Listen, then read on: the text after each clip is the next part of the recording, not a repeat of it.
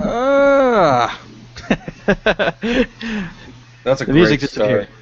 disappeared. Couple Here we weeks go. off, and we come back to like Jimmy's fake orgasm. There we go.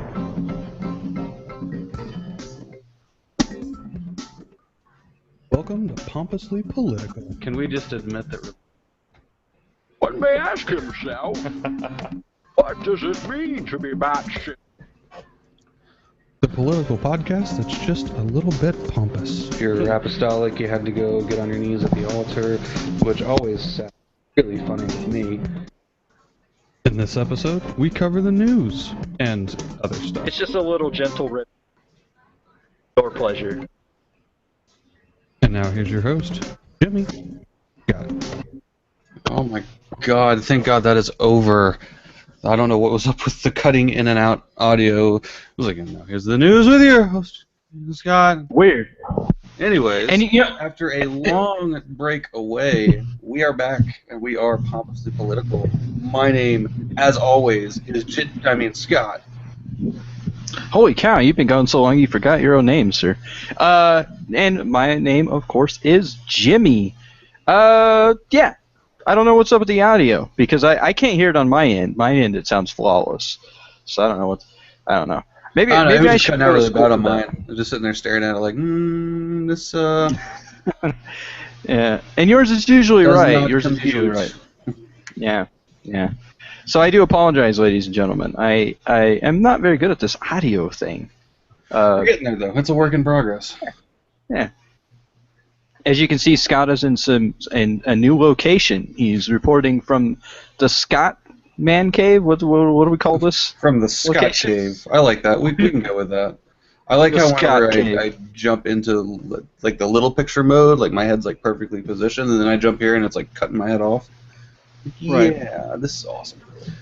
Anyway, so it has been a busy couple weeks. The reason we haven't recorded is, Jimmy and I both like to stay busy, but I have taken busy to a whole nother level between the job that we started, or that I started, the new one, as well as buying a house about 2 weeks ago, as well as having a baby, which, sleep be damned, but totally worth it. So we have not had time to go over, and there has been some major news that has come up, and we are looking to cut through as much of that as we can. We're gonna cut out a lot of the bullshit this week. We're not gonna do a lot of the tedious topic, not really tedious topics, just the minor ones that have no impact that we like to discuss just because they're fun to discuss. Like, Ronda Rousey lost. Ooh. The fuck? Like, Yeah.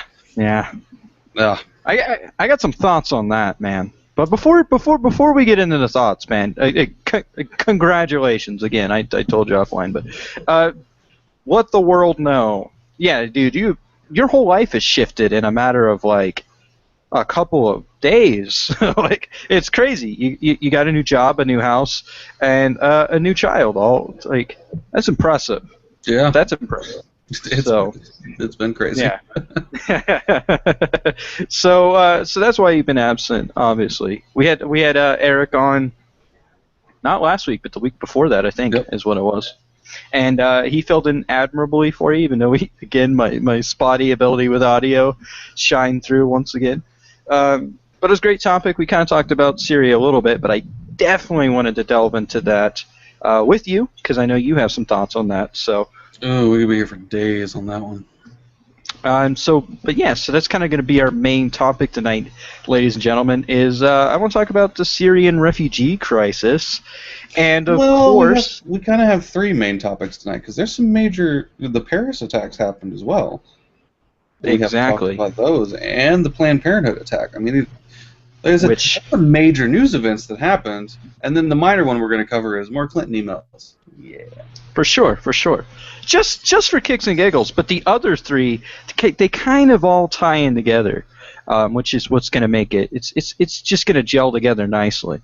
So, yeah, man. So it's going to be a good episode. I hope the people listening to this are tuning in and going to love every minute of this. So, Ronda Rousey, should we start there? Because I got some words, man. Despite the fact that I said we wouldn't do meaningless topics, but sure, let's talk about Ronda Rousey. Hey, Ronda Rousey is not a meaningless topic. So yeah, she got beat by Holly Holm in one of the craziest fights I've ever seen. Like to She see did. somebody, yeah. And she got beaten Ronda Rousey fashion, which makes it. Well, not quite. She got beat in the second round, so she lasted longer than most of her fights. But Rousey has taken a few of them to knockouts in the second round, so it's Right. kind of her. What's even creepier than that is that she predicted how she would lose. Oh yeah, yeah. On was it like the Jimmy Kimmel show, I don't know if it or was was it Jimmy Fallon? I thought it was Seth Meyers. I don't know. It was one of those talk shows. I know half of them are probably named. They're named Jimmy, most of them. Hey, just like me. But yeah, I thought it was Jimmy Kimmel. But either way, yeah, she totally called her own defeat. Which, if you're referencing your own defeat, like that you're gonna lose, then chances are you're probably gonna lose. I don't think she had the mindset for it. So here's my thoughts, man. I was kind of upset. I am a freaking Ronda Rousey fan. I'm not a MMA fan. I'm not a freaking. I don't even really watch boxing all that much. Although I did watch the Mayweather Pacquiao fight, and I used to watch a little bit of boxing when I was younger. But it's just not my. It's not my thing. It's not my thing. But I'm a fan of Ronda Rousey as a person because she's the same age as me, and has accomplished so much. She's like been to the Olympics multiple times. I think twice. I think she's been to the Olympics twice. She's one of the youngest to win to medal in the Olympics in Taekwondo or Judo, one of those two. And so she has a lot of accomplishments in her life. Not only that, but her accomplishments in the ring as far as MMA is tremendous. And everybody was applauding her when she knocked out Beth Correa. Everybody was like, "Oh, Ronda Rousey's so awesome. And everybody jumped on the Ronda Rousey train, Scott. And I myself was like, she deserves it. She's got the champion mentality. She is like the real life Rocky Balboa to me, like tremendous human being type thing. Obviously, gender aside there, but and then of course she loses to Holly Holm, and everybody is immediately jumping off the Ronda Rousey bandwagon and trashing her on the internet. There were people with memes everywhere, and I was like, oh my god, I felt so bad for her to have reached that peak only to be trashed so quickly. And so it's heartbreaking. But I don't think that she's reached her peak. I think these people are going to be proven wrong because it's Rousey, and she, in my opinion, will inevitably go down as one of the greats.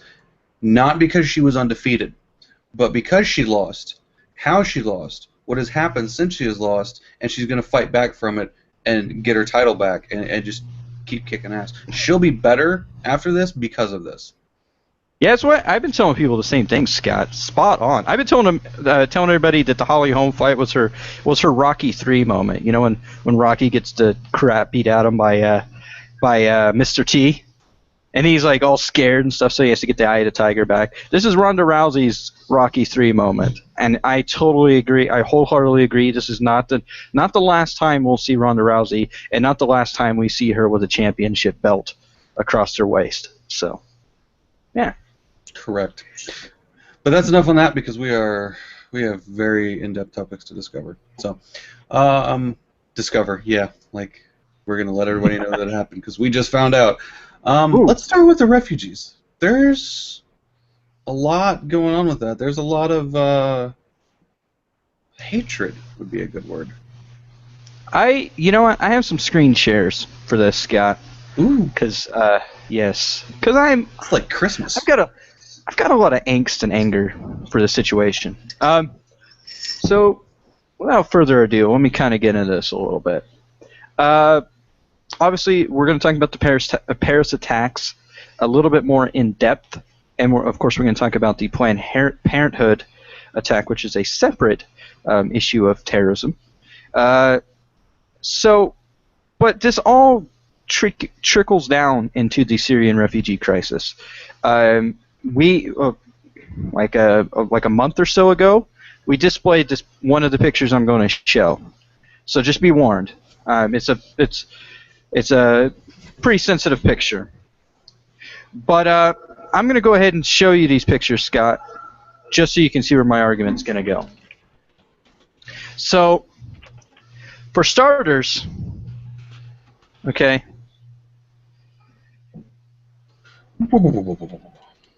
Okay, you see this picture, Scott? Yep. Okay. This was the picture of the boy that drowned, the Syrian refugee who drowned, trying to escape and flee the Islamic State with his family. Okay? And this is another picture. This is in I believe it says Scottish Defence League, but it's happening all around the world right now, the globe. And it's a refusal of refugees because of nationalist and xenophobic tendencies because of things like the Paris attack. So, in the first image, we have public outcry, humanity shining through, not just in our own nation, but in many nations around the world, to the point where we were actually paying attention to the Syrian refugee crisis. This right here embodies everything that is right about humanity, in the sense that we cared. For a moment, brief in time, we cared about a little boy that drowned in Syria. Now, this somehow has become this, and it's frustrating to me. I don't understand it. I don't understand how we get an attack in Paris, right? We get an attack in Paris, and it immediately goes to this xenophobic, terrified stance that now everybody, 33 states within the United States, are refusing to take refugees. And it's infuriating to me, because these are human beings. But that's one thing I don't think people are really understanding. The governors can get up and they can deliver this strongly worded sentiment that we won't take your refugees here, like in Florida. I think it may have been Florida. Pretty sure Texas is one of those on the list. You know, we don't want your refugees. Newsflash, governors, you don't have the ability to make that decision. Your state legislature does not have the ability to make that decision. If the federal government says you're going to take X amount of refugees, guess what, guy? You're going to take X amount of refugees. There ain't jack diddly shit you can do about it. So it is an executive power. It is an executive power. The thing about it, what I'm drawing here, Scott, is that 1 minute we're so fickle. Right. As we're so fickle enough that 1 minute we're crying out. We're saying we need to do something. We need to help these people, because we don't see a Syrian boy that drowned. We see a boy, a child that is drowned because of this crisis. And then we get attacks in Paris, and then the whole world loses their mind. And xenophobia starts taking a hold. And all those sentiments of this is a child and we need to help, and this moral outcry has now become the exact opposite. And I just don't understand it. We got people like Donald Trump talking about now how in New Jersey there were Muslims that were cheering the 9/11 attacks, and him using this as a basis that we need to have all the Muslims in the country register and wear badges. And people were agreeing with him. There's a large outcry, granted, that he said this, and of course the Holocaust parallels and fascism associated with that. But at the same time, there are people that are still supporting. He is still leading the polls. It's ridiculous. All right, but let's back up. Let's talk about why this outcry has happened. Because you mentioned the Paris attacks, which are tragic, and they are on a very large scale. Just to give a quick recap of that. We won't go into details yet. We'll talk about it in a minute. 6 attacks in total in a single night, basically coordinated attacks at several population centers, inflicting 130 deaths, and then an additional 7 people who orchestrated this attack, who conducted the attack, not orchestrated, conducted the attack, 7 people as well. were killed. 368 non-fatal injuries, somewhere between 80 and 99 of those critical. ISIS, ISIL, whatever you want to call them, takes credit for this, which is fine. And at this point, we still don't have outcry. We have outcry because on one of the perpetrators, one person, a Syrian passport was found. Never mind the fact that all of the other attackers traveled through the EU on legal passports despite being on terrorism watch lists, exploited loopholes in the system to move freely across borders, but we're freaking out over the one. There's a bigger issue here. This is a result of one of the larger issues you and I have talked about, and it's generally just an ignorant populace. We have the attention span of a gnat that, ooh shiny, ooh shiny, ooh shiny. We don't take the time to look in to the facts behind anything. So now we have this big, we're not going to take your refugees load of BS because nobody's taking the time to look at the video on Planned Parenthood. They're not actually selling body parts, but they're still wasting money in investigations, and there's outcry over something that doesn't actually happen. The same situation here. There's outcry, which at this point, is public outcry even worth anything? What do? We talk on the news for a couple weeks, and then we move on to the next ooh shiny. It's an exercise in futility. We're not getting any smarter. We're not changing anything. All we're doing is making ourselves look like, I think the word you used was xenophobic. We're looking like xenophobic assholes. It is essentially what it is. Ignorant, xenophobic assholes. Yeah, spot on. And that's what's so infuriating about it is that I had numbers pulled up here. So I'm kind of going off the cuff here because I lost my link. Because I was looking them up on my phone today in between work and class here. But the total amount since the 2011 that the United States has pulled in of refugees is around 1,300. That's the total amount of refugees we've taken in the country since 2011. Okay, France took in 6,000. Okay, Sweden I think took around 33,000. Okay, the United Kingdom's a couple thousand in there as well. And here's the thing. Countries like Sweden, there's a couple other Scandinavian countries that have like between 18 to 30,000 in there. They weren't attacked. It was a country that only took in since about 2011 6,000 refugees. Okay, so why isn't it if it's a problem with the refugees coming in, that these apparent Islamic terrorists are coming in with them, why is it Paris with only 6,000, right, and not a country like Sweden that has like 33,000 refugees in there? You would think the odds would increase, and that a terrorist attack of this magnitude would happen or be more likely in a situation where more refugees are congregating. So that right there, it kind of contradicts the logic that these refugees are the ones that are committing this Islamic extremism. There's also a chart out there that shows which countries are funding Islamic terrorism. I saw that chart. I think Anonymous was the one that pulled it up, if I'm not mistaken. But most of the terrorists, the funding of terrorism is coming from Saudi Arabia. And Saudi Arabia, guess what, is an ally of the United States. We provide so much humanitarian aid, and money and funding and all sorts of stuff for Saudi Arabia because they're an oil-rich country, and of course that money is then turned around and given to terrorists. But this isn't anything that we actually want to talk about. This is all. Oh well, that's. Don't worry about that. Don't worry about the details of it. This is the stuff that gets blown under the rug so that we can make mute points. Right, but what I'm getting at is serious thing. Let's put the Syria thing into perspective. I'm going to do a screen share myself, so we can talk about some of these numbers. Can you see that? Yeah, I can see it. It's a little small though. If you're able to make it bigger.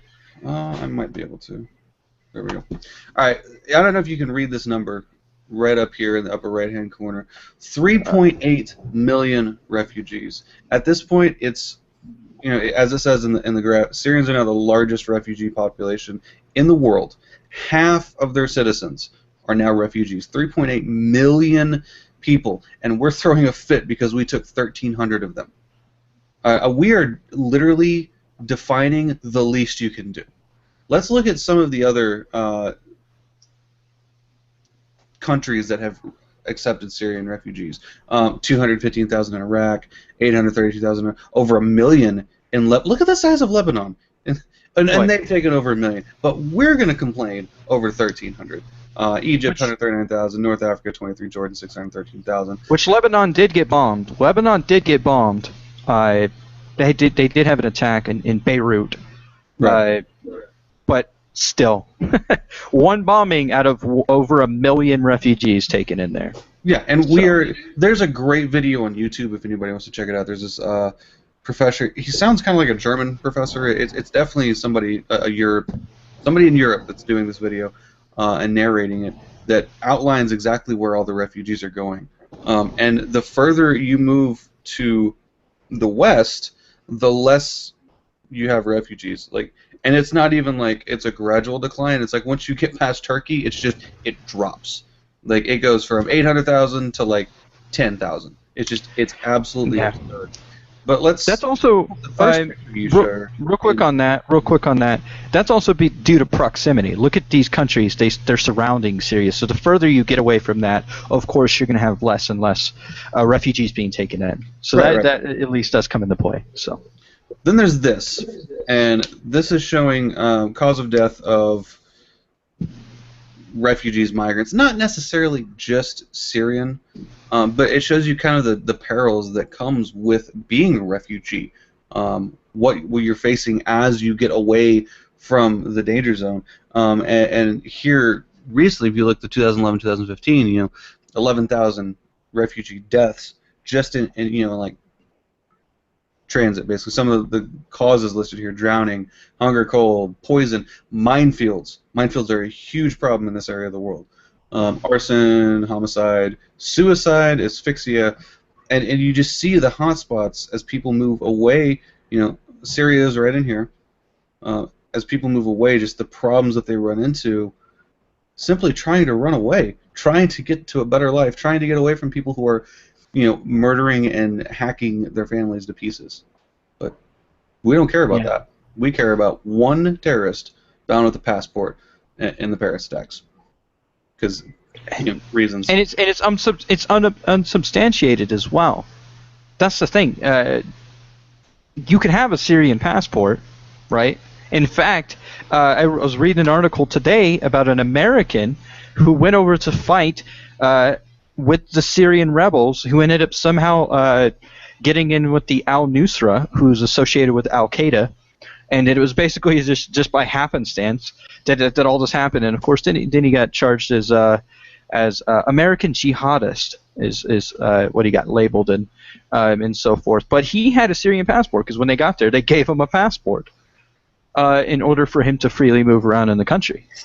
So he could be associated with these groups and get a passport and still not be Syrian. But aside from that, what I was trying to draw from the Saudi Arabia, where most of the funding is coming from Saudi Arabia, and us drawing the Islamic extremism and the attacks that took place, we draw them in the Syrian ISIS, right? Why are we saying that it's the refugees that are causing this? That the problem itself is coming from these Syrian refugees, and not looking at the fact that it's because of funding from countries like Saudi Arabia and so forth that are funding groups like ISIS. That's how they're able to move around. People can't move around when they don't have money. There was a report that came out that said basically placed the blame for, I guess, the majority of the funding for ISIS is coming from the president of Turkey's son. Did you see that? I haven't seen that, but Turkey, on the chart that I saw, Turkey was a substantial contributor to Islamic extremism. United States was on there surprisingly as well. So, and that could I can also see that be in a roundabout because, way. yeah. not necessarily that we have a lot of Islamic extremism within our country, but because we give out certain amounts of because we give out money to countries like Saudi Arabia, and that money gets turned around and invested in Islamic extremism. Right. All right. Well, let's. The Syrian refugee crisis is a problem. I'm happy to have Syrian refugees come here. Let's not forget that America was founded on people running away from crap like this. Right. I mean, there is nothing really more American than providing shelter for somebody who's running away from a tyrannical government or a terrible situation like what is going on in Syria. And that's the bedrock of America. But that's not what conservatives are going to tell you. Anyways, we're not on a partisan soapbox tonight. But let's shift focus a little bit to the Paris attacks. Okay. Because this was more the what's the word? The coup de grace. After a long string of attacks that have been going on in Paris and will likely continue to go on. You remember back to the Charlie Hebdo shooting. We've also had wasn't it the train attack? Wasn't that also in Paris as well? I think we might have to look that up. I thought it was in Germany, but it might have been a train attack in Paris. Yeah, it was Paris because they got awarded a medal. Right. So Paris has long been a target of terrorism due to, I guess, a number of factors. Although I'm got to be honest, I just completely blanked on what those factors are. I'll tell you one factor that it makes Paris a target. That is because it is a completely secularized state. And by what I'm saying there is that your religious freedoms don't outweigh the establishment, the government. So they banned, let's say, the what's the headgear called?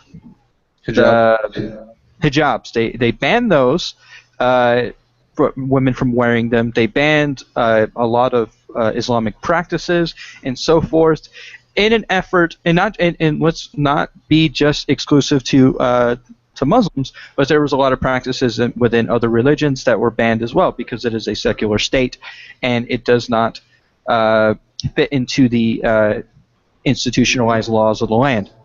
So, but the problem with it is of all the religions, Islam likes to have its own. It wants to be the exception to the rule everywhere. Okay, they want their women to wear what they want them to wear. They want them to be able to have halal places to eat. They want to have obviously places of worship, right? And they want to be able to treat their women any which way they want, in accordance with Sharia law. Okay, so because of that, you have a country like France that just gave them a big middle finger and said, no, your religious beliefs don't trump the state. And that obviously causes friction. And then, of course, you have elements within the population that dislike the Muslim population. So because of that, you have a disenfranchisement, which then fuels into that sort of thing. I don't 100% agree with that. I can see some disenfranchisement being there. One of the things that I guess struck out to me throughout the attacks, throughout Paris being targeted repeatedly, is that what you're describing is the stereotypical Middle Eastern view of Islam, with the Sharia law and the hijab, and we are the exception to the rule, like you said. And I can see that from the standpoint of ISIS specifically, because of where they are in their views. Since France counters that, that would make them a target. That also makes America. It makes every civilized, developed nation in the world essentially a target based on. Well, that's what I'm saying. That's what I'm saying is groups like ISIS, right? But you may have moderate Muslims. You may have moderate Muslims, but ISIS is then looking at them in that society, and then you see what I mean. So ISIS is. But what strikes me about Paris is that it is kind of the bastion of moderate Islam. There is a sizable Islamic community in Paris. Entire portions of the city are Islamic, but they're moderate Islamic. They're not, running through a Sharia law and stuff like that. They are the ones that I've seen a couple of videos now where they're the ones that are speaking out against ISIS and Right. what they're doing. But that, again, makes them a target, because to ISIS, that is heresy. That is not being a true Muslim. So, I mean, Paris is a very interesting city. And I think there's a lot of things that make it a target. I apologize, I've not had time to actually research this or to do my work on it because everything's going on. Otherwise, I would be That's much why more on this. Yeah. That's why we're pompous. A little bit, yeah. Essentially, we're arguing the same point. The only thing is that what I'm looking at it is the way that ISIS is perceiving it is that it's not the Muslims that are in the population that are committing the heresy, but it's the state not allowing them to follow their brand of extremist ideology because of them being a secularized society. That's the angle that I'm approaching it, is that ISIS sees them as liberating this population, but then you have the population that exists there, the moderate Muslims, that immediately are then lumped into that by the more nationalist, xenophobic type members of the population that then disenfranchise those people. That's kind of a roundabout what I'm getting at. So you have disenfranchisement. Yeah, you have disenfranchisement that breeds extremism, but I think the majority of it is that these outside extremist organizations are perceiving it that the state itself is not allowing them. Okay. Well, we'll take this conversation in a slightly different direction. Okay. So I'm going to ask you a question, and I'll tell you that when I first heard this question, I had a very strong feeling one way, and then the more I thought about it, I began to sway in another direction. And you may do the same thing. I'm not going to give you any spoilers on it. Okay. With the problems in the Middle East, with the continuously failing states that are there, should the developed nations recolonize the Middle East? Okay. Here's my thoughts on this. No. I'm going to say no for the simple fact that the recolonization effort echoes along the same sentiments of the democratization of the Middle East that we attempted with the 2003 invasion in Iraq. Okay, it failed because it requires a lot more effort and a lot more initiative than I think that we can commit to. On that note, it takes the local population to legitimize the democracy, to legitimize. That's the word I'm looking. Legitimize the regime that we would be putting in place by recolonizing the Middle East. What I think the solution in the Middle East is we need to help those countries that are stable, right? We need to help them be more stable, and then they need to go in there and assist those countries. The Middle East has to the Middle East has to clean the Middle East's problems. We can't just go in there guns a-blazing all the time. But I think our role in this, and I think that the Western world's role in this, is humanitarian aid and doing everything we can for the refugees and making sure that they're safe. I have to agree. My first thought on reading that, because it came up on, somebody had written an article. I don't know if I saw it on HuffPost or if it came on my Facebook wall. But my first thought was, it's not a bad deal. We obviously know how to run countries. They obviously don't. Maybe there's some legitimacy there. But again, I have to agree. The more you think about it, the more we can't afford to get that involved over there. But at the same time, can we afford to not get that involved over there if we're going to keep suffering attacks like this?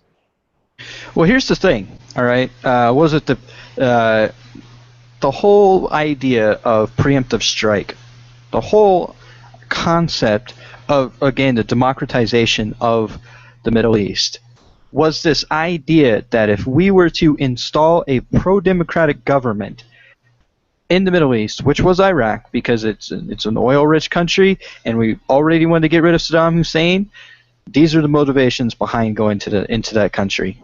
All right? So we go there, and you and I both know we left that place a mess. The local population was not happy with our presence for the most part. They were happy because we had security with us, but at the same time, they didn't want us there. Okay? And then on top of that, think of all the billions upon billions of dollars that we spent in that country trying to make it like us. All right? That's never a good idea. When you buy presents for people in order to get them to like you, they're just going to exploit that because, and they're not going to like you anymore. So yeah, we have this like desperate relationship with the Middle East. What if we shifted gears and instead of putting it into occupying this country, what if we spent it in humanitarian aid? What if we spent it into increasing education? That is a huge problem in the Middle East. With specifically women are undereducated because the Islamic faith does not allow them to be educated. That's one of the things that Malala, the Nobel Peace Prize winner, was trying to promote in her country, Pakistan, right?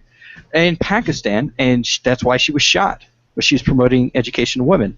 If we put that money that we put into occupying that territory, if we put it into stuff like that, I guarantee you we would see a cultural change in that area.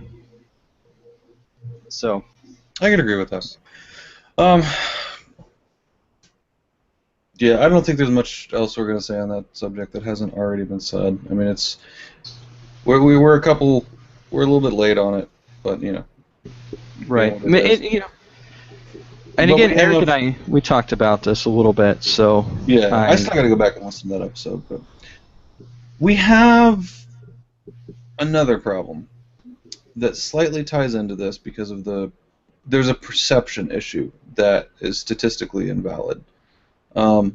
So, talking about Islamic extremism and terrorism kind of funds this, kind of like what we were alluding to earlier, this xenophobia of Islamic people, of Middle Eastern people we don't trust. There was a video posted a few days ago now, I guess I want to say, of a Muslim man presenting a concept for a mosque to a town hall meeting, basically. And he said going into it he expected there to be some resistance, and there was that stereotypical redneck conservative Christian ass standing up, shouting at him, calling him a terrorist, telling him to get out of his country and all that stuff. But the really sad part about that video was that the entire audience turned against him. They stood with the guy standing up spouting Jesus crap and you leave my country, you terrorist pig, and blah. They all sided with him rather than being, I guess the bigger person, rather than being open to differing ideas. A testament to the xenophobia. What happened, or what has happened that is causing this, is the attack on the Planned Parenthood facility in, I believe it was Colorado? Colorado, that's correct, yeah. Colorado. You want to give the details on that real quick before we go any further? Okay. Well, first of all, there was, I believe, 4 individuals that were killed. One of them being a veteran was killed.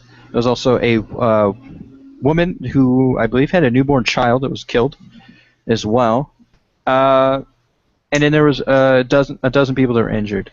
The statement that the guy made, I don't want to say his name. I don't want to give him that. I don't even want to post a picture of the guy, as I don't like giving attention to people that don't deserve attention. And this guy doesn't deserve that sort of publicity. But the thing that he said to police was that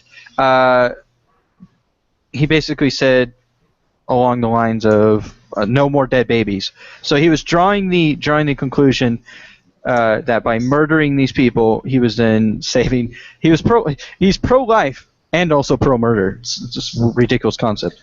And again, motivated by a video that's fake.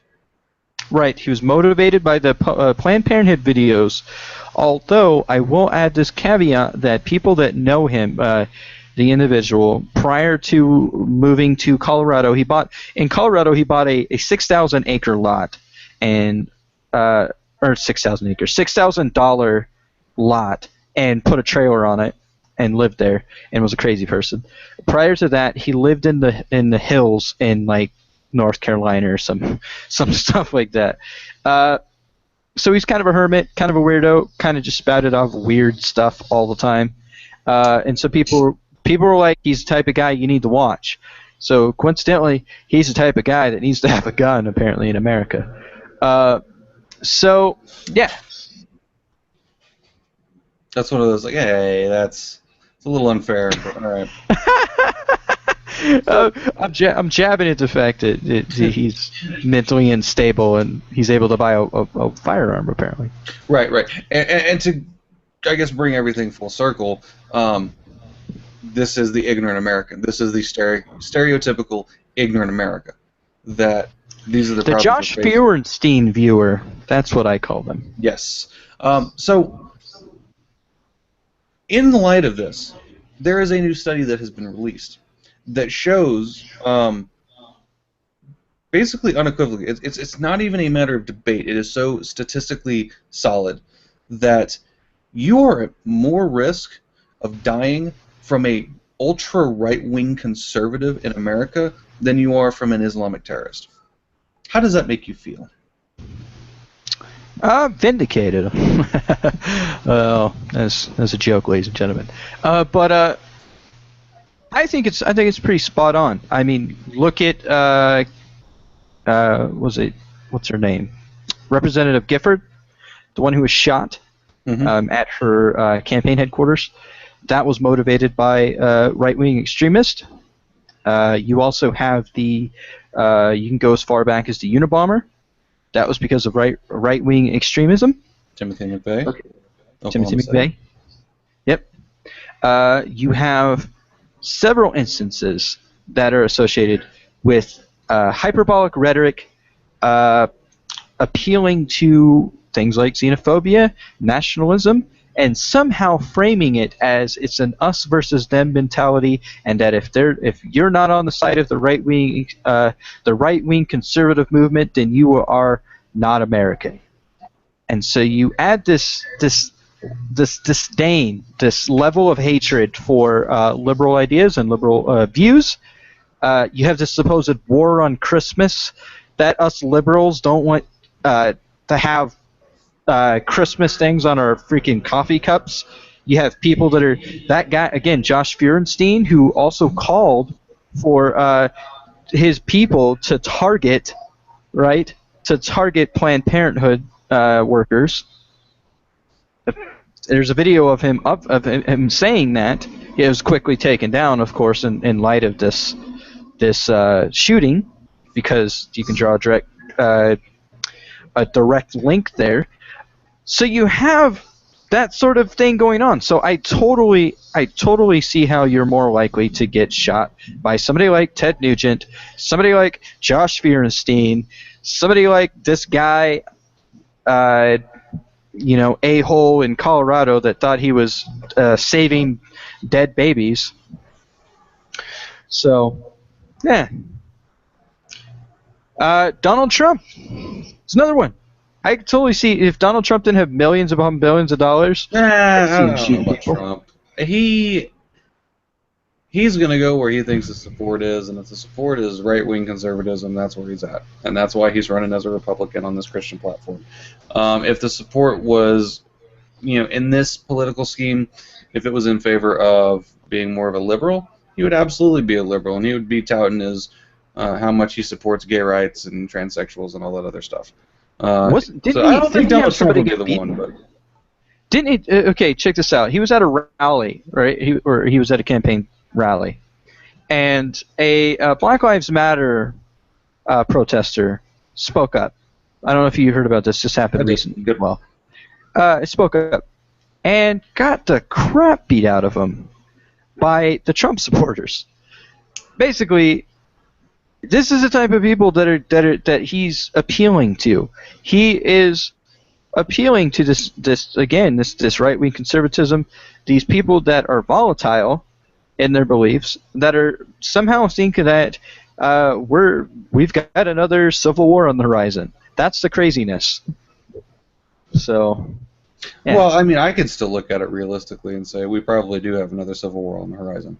Not because I'm encouraging it or wanting it or think that it's some type of necessary us versus them thing. But I could absolutely see us being on the brink of a civil war, because there's other statistics that have come out showing we've never been more divided as a country, ever, and it really comes down to, we say it's two groups, but it's really three. Because you've got the ultra right-wing conservatives, you've got the ultra left-wing liberals, who are the PC police. You can't do that, and you can't do this, and you have to accept this and accept that, and you can't offend anybody. Who, yes. in my opinion, that's racist. Yeah. Who, in my opinion, they aren't as bad as a threat because they are much less likely to go out and actually get a gun and shoot you in the face as the right-wing side of it is.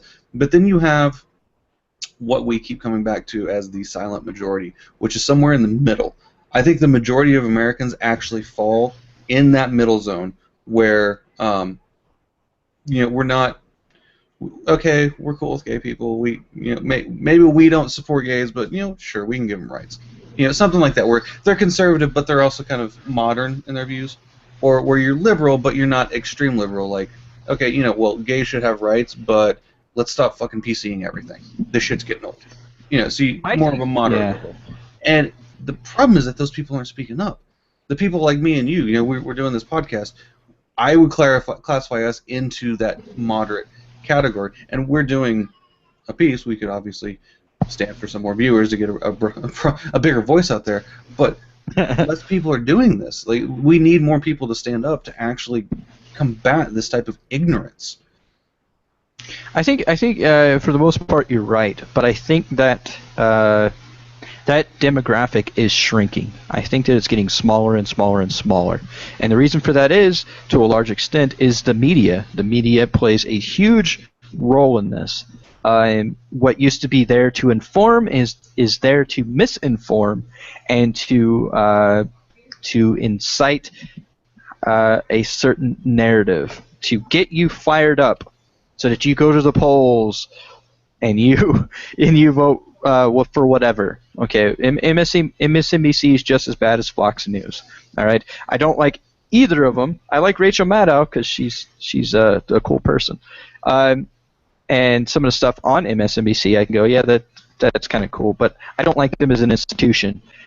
Just like I don't like Fox News as an institution, because they're both ridiculous and they're not news. One of them will say, okay, Obama's getting off an airplane and goofs up a salute to the Marine on the way off of Air Force One, and Fox News will talk about how he hates America, and then MSNBC will talk about how that it was I don't know. I kind of lost the thought there. It's all good. I did as well because I heard my son start crying in the other room. Yeah, that's what kind of threw me off. I was like, is he going to go for it? Is he going to go for it? Wife, he's got it. So, yeah, man. As you can see, I'm pretty fired up about this refugee thing, and it plays into that demographic of xenophobic, anti-Islamic people within this country who can't seem to wrap their head around the fact that when it comes to things like this, like I was trying to put out there, things like humanitarian aid, things like helping refugees out, things like actually doing something other than military intervention, I think those are going to do a lot more to curb Islamic extremism than military intervention. Personally, so. I agree. I guess the reason I was making that point is I had a My mom's down. She flew down for a couple weeks to help us take care of the baby and to move into the house and everything. And I had a good talk with her, several good talks with her actually over the time that she's been here. But my mom is really the opposite of me. I hope you're talking to your mom while she's in town. That might be an awkward, silent adventure there. Just two people sitting in a room and no talking. Remember that time you spanked me when I was 3? We're not speaking anymore. She's kind of she has opposite views that I do, which is really kind of funny if you look at it. Kind of like you and your mom. You very opposing views. But the thing that we have in common, although I may be liberal and she may be conservative, we can discuss the issues openly. We can have conversations in depth about the topics and express conflicting views in an attempt to, I guess, educate both of us on how the other one views and what some of the stance on that side is, without resorting to any type of extreme rhetoric. Right. I guess that gives me hope I think that there are more people like that. I think the majority, like I said, I think the majority of people are like that they can have those conversations. They're just not. Even in the conversations with my mom, she said that well, she doesn't really talk about politics. She doesn't want to get into politics because that's been the norm for decades now. We talked about it a couple episodes ago where one of the major problems we have in the country is we refuse to talk about politics. And I'm not talking about the politics of politics. I'm not talking about, well, so-and-so is supporting so-and-so, and they've done this, and they have this backer who supports this, who's going to get them before. I honestly don't even really care about that crap. That is mind-numbingly boring. The politics that we need to be discussing are the issues, like the refugee crisis, the ultra right-wing conservative versus terrorism, which kind of is terrorism in many senses, or in many instances. Domestic terrorism is what I would consider. Right, or domestic versus international terrorism. Like the 3% people, those ones get on my nerves. But anyway, sorry. 3% people. Yeah, there's a militia group in the United States called the 3%ers. Whatever. Yeah. Westboro Baptist? Anyone? I guess. Anyway. Westboro Baptist? Yeah, they're another one. But we only hear in public forums, in the news stations, from the extremes of both ends. We never hear the moderates, and when you do hear the moderates, they're silenced pretty quickly. They're labeled as apologists and other derogatory terms that's meant to discredit anything that they say because they don't align with the extreme views. And it's just systemically there's so many problems that we need to fix that all comes back to we need to educate ourselves. That's really what it comes down to. We need to be smarter as a... We have never been more smart and stupid at the exact same time in this country. We have computers like this. I literally can carry a computer around with me, right? We are talking thousands of miles apart right now. You're in Florida, I'm in Idaho, and we can communicate with each other. That's the level of smart we are. The level of stupid that we are is we can't distinguish between a Syrian refugee and a terrorist. That's the stupid. And it's ridiculous. It is. I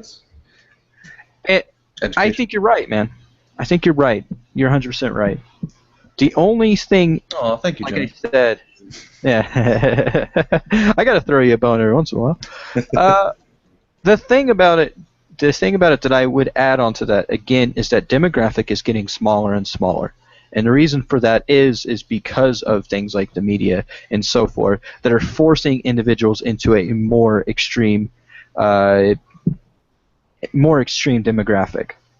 Because you have these, again, with the two-party system, you have these large parties that encapsulate a majority of people's ideologies. That's the way that they function. That's the way that they thrive. So in an effort to get the environmentalist people, Democrats pulled in the Green Party people by incorporating environmental issues within their party, and so then therefore they can solidify their survivability. The problem with it is that they've now polarized the issue to the point where it's either yes or no. It's not, oh, you can be socially conservative and fiscally liberal, or you can be fiscally conservative and socially liberal. You see what I mean? it's a yes or no answer now because of the polarization of politics.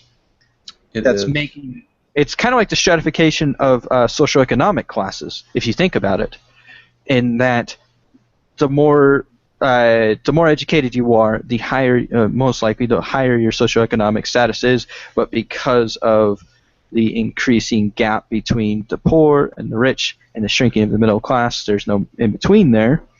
You have a large population that is poor, uneducated, that obviously they tend to gravitate towards more extremist ideologies. That's what I was getting at. Yep. Kind of lost my thoughts there. And I would agree. And we are running out of time. We only got about 5 minutes left, so very good discussions all around this week. I am going to close on a news story I just read. That Okay. I think it'll restore some of your faith in humanity, I think. At this I hope point, so. it was just announced today, so this is actually kind of a breaking news thing. But we all know who Mark Zuckerberg is, right? Yeah, he's the guy that I suppose we... No, wait, that's Jesse Eisenberg. Yeah, Mark Zuckerberg, the Facebook guy, right? Facebook guy. And Priscilla Chan, his wife. Mm-hmm.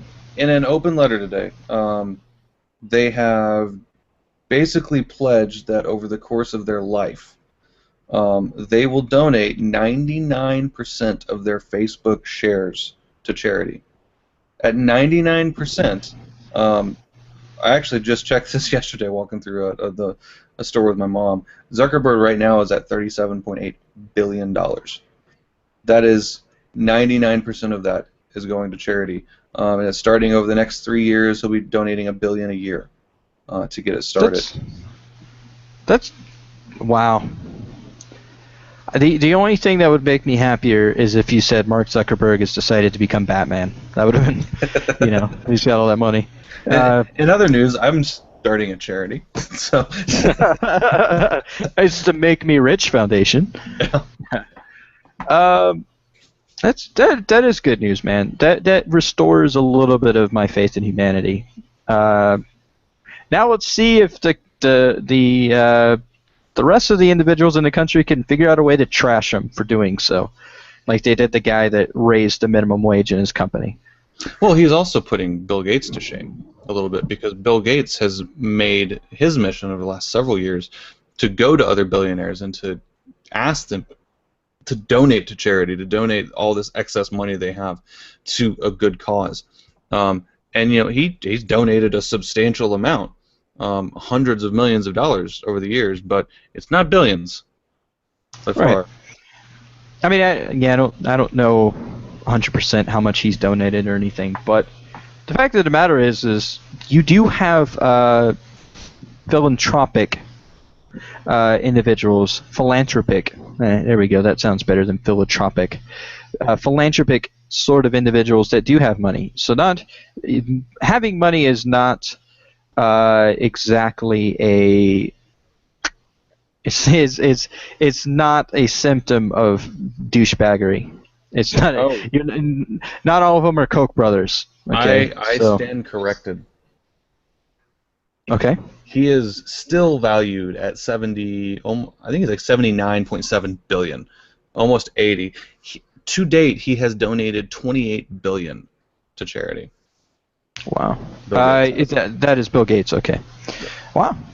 Kudos. Like I said, they're not all Koch brothers. They're not all a-holes, if you will.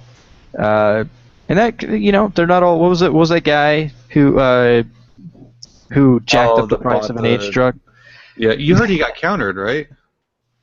Yeah, a competitor had like basically the same drug at a similar price and dropped it back down to a really low price to help that problem out. Martin Scarelli. Yeah. Mark Zuckerberg is the essentially the polar opposite of Martin Scarelli. So yeah. Indeed. All right. Well, that is going to bring us to a close this week. Thank you once again for joining I'm going to say exciting, but it was more of a mellow. I'm pretty tired. I wasn't as eloquent as I would have liked to have been. Episode of pompously political. For sure, and of course, Scott, it is. You know what? It's always good to have you back. The many You know what I times mean? it's happened now. Yeah. So it's like you coming home in a sense, back home to Pompously Political, and yeah, you are tired because you have a new baby and so forth. And again, I hope the best in that endeavor, and good luck getting sleep. Aside from I've been that, averaging about 4 or 5 hours a night for the last week. that's so Yeah. rough. Oh my goodness. I'm That's why I don't always want to have tired. kids, My brain man. doesn't work as well anymore. That's why I don't want to have kids, man. People say that kids are a blessing, but then I see people that have kids and they look like the most miserable people on the planet. No, I'm and then I'm like, happier than yeah. I've ever been. Let there Yeah. be no misconception there. I am the happiest I have ever been in my life. I just have this image though that all people with children are secretly lying to me in order to like to get me to join their weird childbearing cult or something. Like, come join us, and in reality they're just completely miserable. But I'm kidding, obviously. But yeah. So be sure to check us out on Twitter. I haven't been on Twitter because I got locked out. I can't remember my password. That's how long we've been out of the loop. But yeah, will tweet reset us the at password for you. Polypompous. Good deal. Scott's on it. He's more tech savvy than I am. So, but yeah, at Polypompous, tweet us. I got some Sinful Sandwich Sunday pictures to post on there, and also the website World Wide Web, or www. If you're not 80 years old, polypompous.com. We got some stuff that are going to be coming out on there, obviously. Now that life has slowed down a little bit. I'm also going to be in between semesters here, so that's going to kind of help a little bit with that endeavor. Also, check us out on Facebook, Pompously Political. All right, we got lots of cool stuff that's on the Facebook page. We're on there a little bit more because Facebook has just become a staple of our own existence. I Facebook while I'm in the bathroom, while I'm doing dishes. Don't ask me how I'm doing it while I'm doing my dishes. Just trust me, I'm doing it. And then I'm also doing it right now while we're podcasting. So with that, check the Facebook out, ladies and gentlemen. And without further ado, all I gotta say to you, lovely people, is have yourself a lovely post-Thanksgiving, because you're all fat and happy for Thanksgiving. Yeah, that's how long it's been. But yeah, post Thanksgiving with your fat and happy selves, have yourself a merry future Christmas, I guess. Yeah. Take care. Keep thinking.